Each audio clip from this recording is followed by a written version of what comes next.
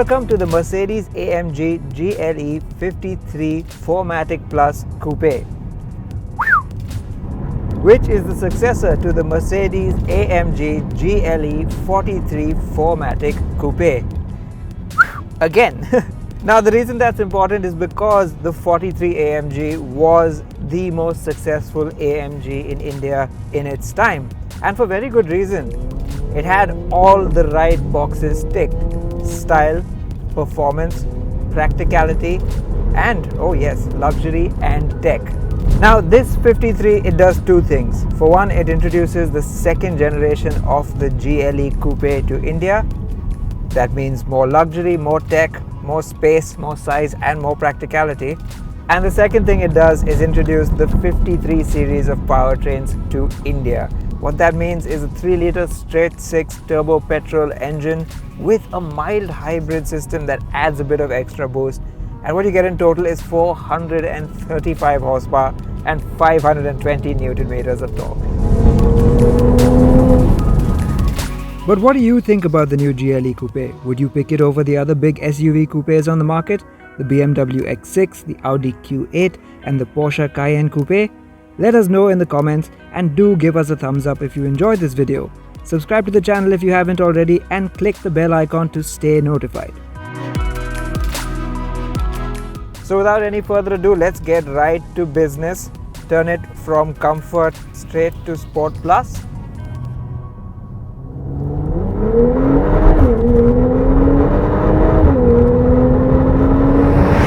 Oh boy! It certainly is quite a heady amount of performance. Now there are loads of people who think the 43 series and now the 53 series aren't real AMGs because they aren't powered by a V8 engine and because they don't come under AMG's one man, one engine philosophy, where literally one man builds or signs off on each individual engine. No, the 43 and now the 53 series are a bit more mass produced in that sense. They're one rung lower, and yes, they use 6-cylinder engines. But listen to that noise. Little pops and bangs on the overrun. And with performance like this, 0 to 100 in a claimed 5.3 seconds, this doesn't feel like a junior AMG by any stretch of the imagination. Helping it along is that EQ boost function I mentioned earlier. The GLE 53's 48-volt mild hybrid system runs an electric-driven compressor that improves low-speed responses and can add up to 22 horsepower and 250 Newton meters under hard acceleration. The engine is free revving too and loves visiting its 6800 RPM redline. And this is helped by the quick shifting 9-speed auto gearbox. What it also gets is a sports exhaust, which really gets the most out of the new 6-cylinder engine. It sounds so nice, and that is one of the key differences between the 43 series and the 53 series, is that Mercedes shifted from a V6 engine to a straight 6 engine.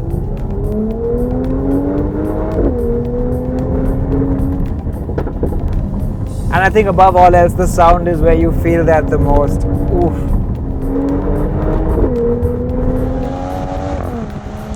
Now Mercedes hasn't really offered the wide array of customization that they do with some of their other cars for this GLE 53, but what they've done instead is chosen a very good spec for the India car. Now I'll get to the equipment and stuff like that in a bit, but what I really want to talk about is the mechanicals.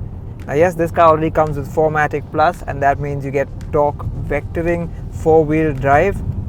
But moreover, while the standard GLE also gets air suspension, this one gets sporty AMG air suspension with active body control.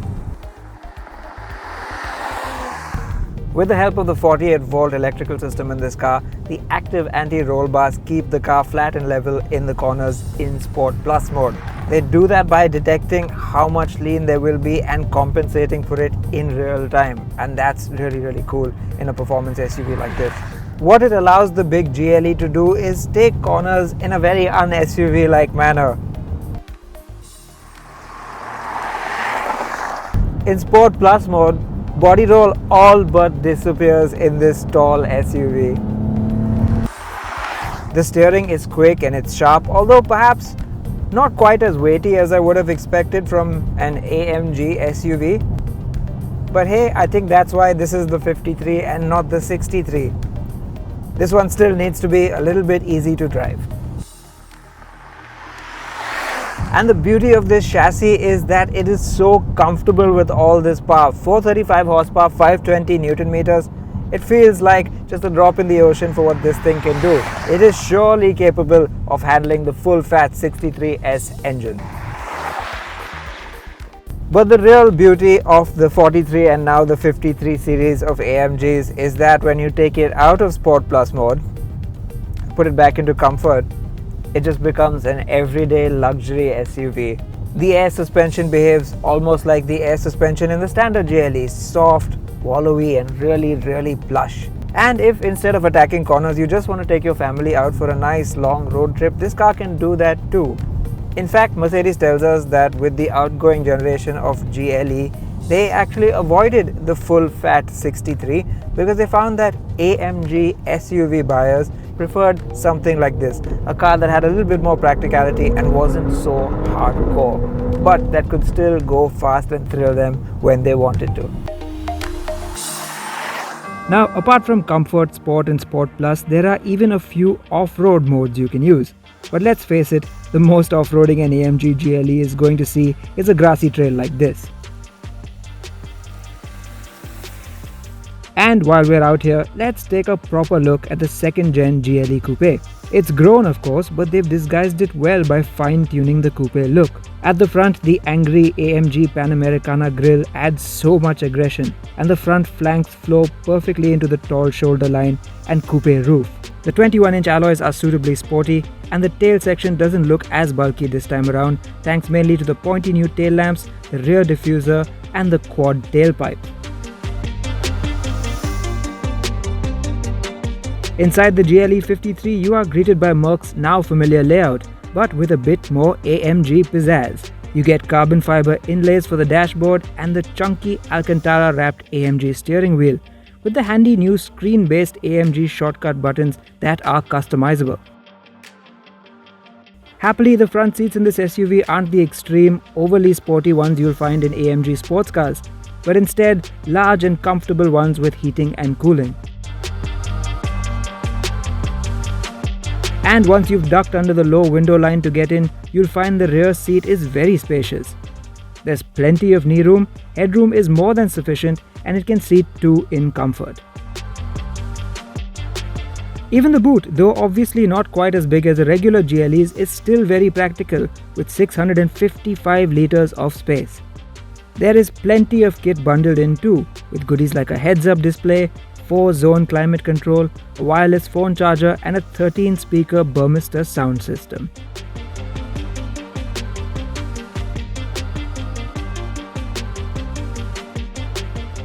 You also get the MBUX infotainment system with Mercedes Me connected car tech, which includes the Hey Mercedes AI voice commands, as well as a partner app which will even let you start the car remotely. So really, even on the luxury and tech fronts, it's got you covered. Another big reason the old GLE 43 Coupe was such a big success was its price. You see, you got all that style, all that performance and all that practicality for a price well under 1 crore rupees ex-showroom. Now this one, yes, it's a bit more expensive. It costs 1.2 crore rupees ex-showroom, but then you get a whole lot more for that money. And if Mercedes were to bring the 63 version of this car, they say it might cost nearly twice as much. So if you think about it, this is actually a very strong package. A nice hybrid straight 6 petrol engine that can be quite frugal if you're easy with it, but also very potent if you're not. Plus the very best of Mercedes-Benz luxury and tech.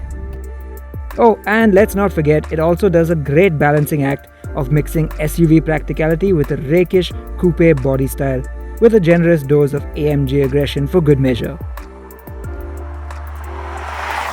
And with such a compelling package, I really think the Mercedes-AMG GLE 53 4MATIC Plus Coupe stands a chance of becoming the best-selling AMG once again.